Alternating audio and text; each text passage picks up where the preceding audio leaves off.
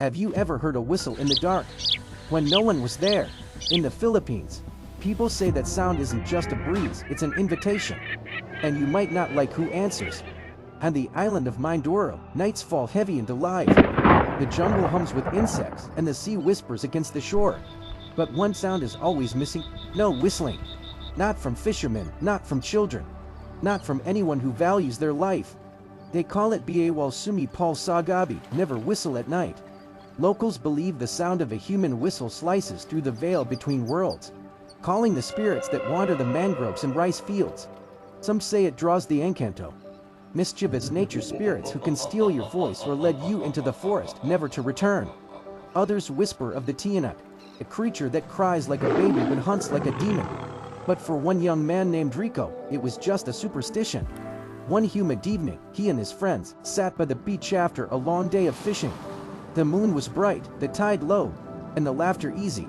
When someone joked about the old belief, Rico smirked.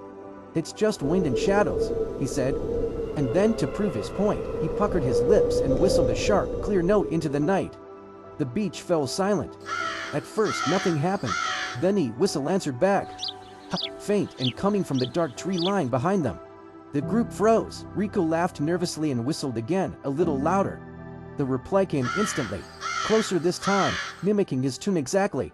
One friend hissed, "Stop it, you don't play with them." But Rico only shook his head and stood. "It's just an echo." He stepped toward the trees. The air grew colder.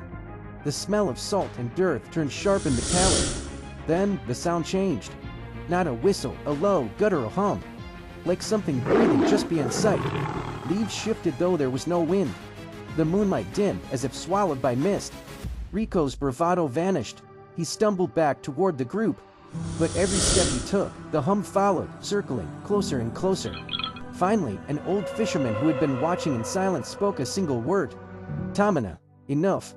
He grabbed Rico's wrist, dragged him back to the circle of friends, and threw a handful of salt onto the sand. The humming stopped. The trees fell silent. Only the waves remained. No one spoke the rest of the night. By morning, Rico's hair had streaks of gray at the temples. He never whistled again. To this day, villagers in Mindoro say the spirits of the forest still listen for that sound. They say a whistle is like knocking on a stranger's door in the dead of night. You don't know who or what might answer. So if you ever find yourself walking alone along a dark Philippine beach, remember this. Don't whistle. Not even once. Would you risk it for proof or stay silent to stay safe?